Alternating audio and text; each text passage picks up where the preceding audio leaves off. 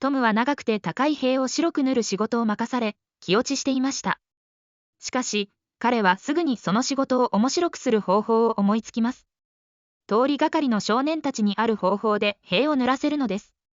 この策略で、トムは苦労をほとんどせずに仕事を仕上げることに成功します。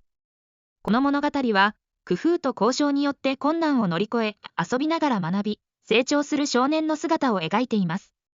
トムの賢さと彼がどのようにして友達を巻き込んだか、その冒険をお楽しみください。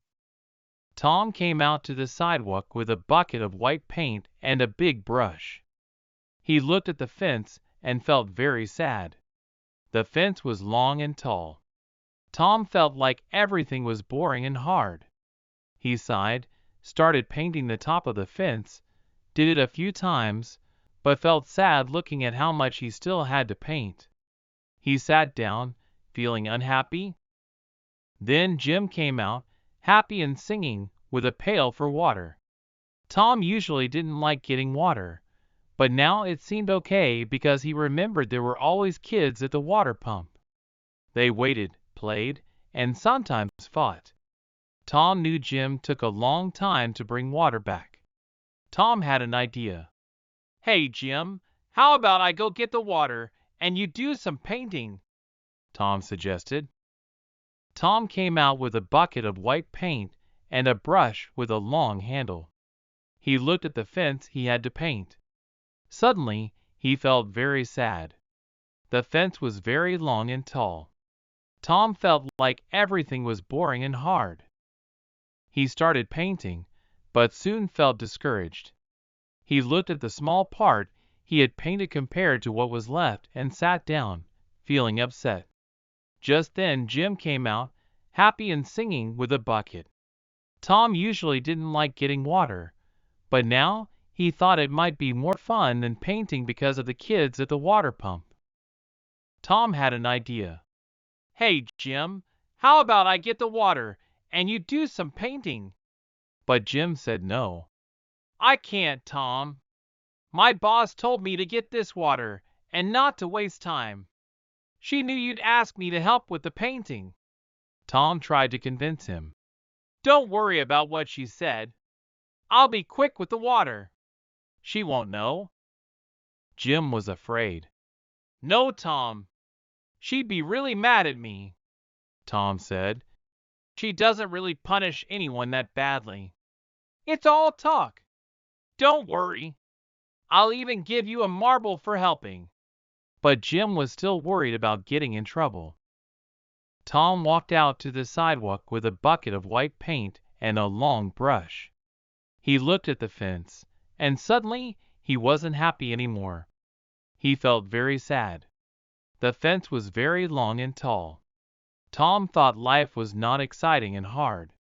He sighed, started to paint the top of the fence, did it again and again, but the fence was still mostly unpainted. He sat down, feeling unhappy. Then Jim came out, happy and singing, with a bucket. Tom used to not like getting water, but now he thought it might be fun because of the people he could meet there. Tom then had an idea. "Hey, Jim, if you paint, I'll get the water," Tom suggested. Jim said no because his boss had told him to get water and not to do anything else. She knew Tom would ask him to paint, Tom said. "Don't worry about her. I'll be quick. She won't know." Jim was afraid of getting in trouble. Tom tried to convince him by saying he'd give Jim a marble and even show him his sore toe. Jim couldn't resist looking at the sore toe and took the deal. Then he was quickly on his way to get water, and Tom started painting fast, feeling smart about convincing Jim.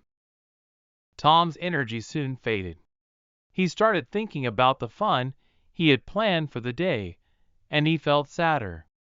He knew other boys would soon pass by, having fun while he had to work. This thought bothered him a lot. He looked at his small collection of toys, marbles, and other little things, wondering if he could use them to trade for some help with the work. But he realized he didn't have enough to get much help, not even for a little while. Feeling stuck, He put everything back in his pocket, thinking he couldn't convince the boys to trade work for his toys. But then, suddenly, he had a great idea. A really exciting idea came to him. Tom picked up his brush and started painting calmly. Then, Ben Rogers appeared, the very boy Tom was worried would make fun of him. Ben was in a good mood, hopping around, eating an apple, and making loud, joyful noises.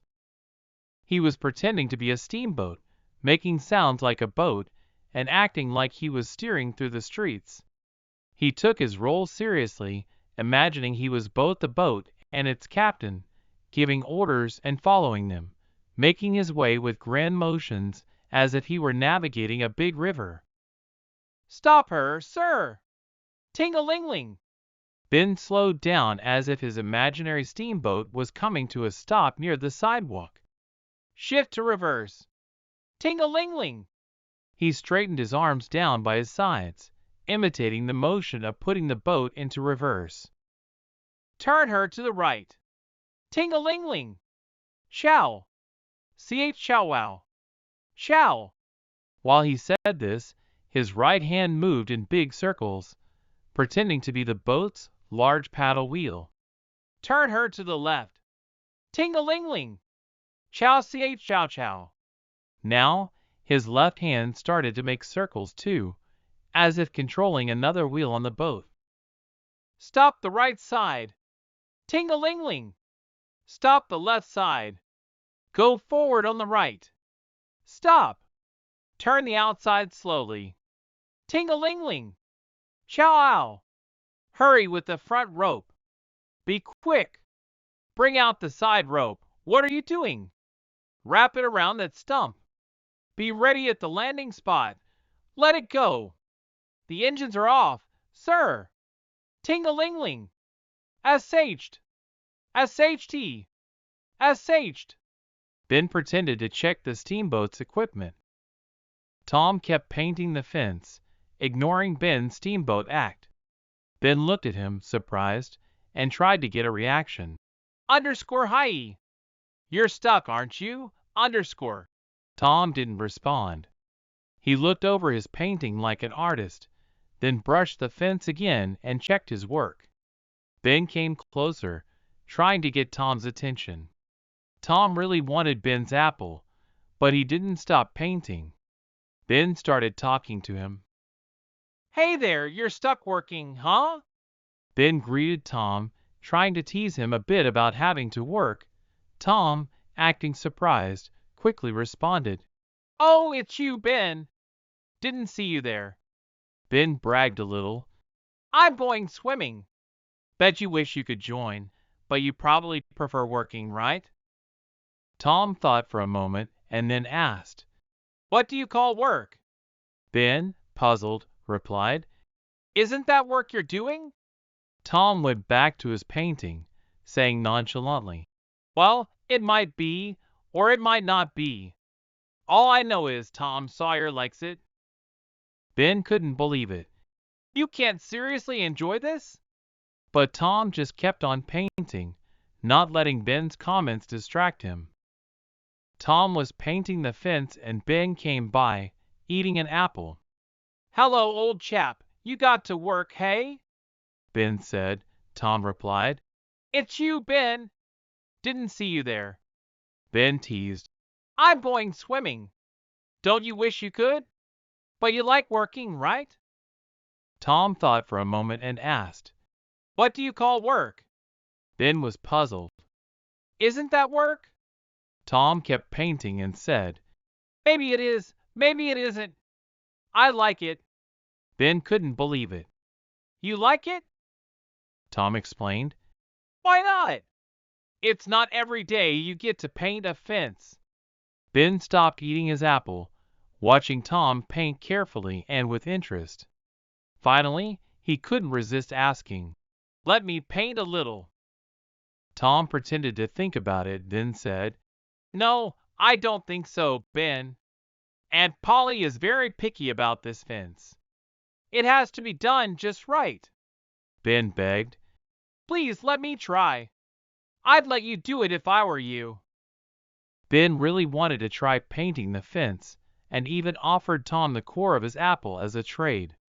Ben, I'd really let you if I could, but Aunt Polly is very strict. She didn't let Jim or Sid do it, Tom explained. I'll be careful. Let me try. I'll give you my whole apple, Ben pleaded. Tom hesitated but eventually gave in, his face showing reluctance but feeling happy inside.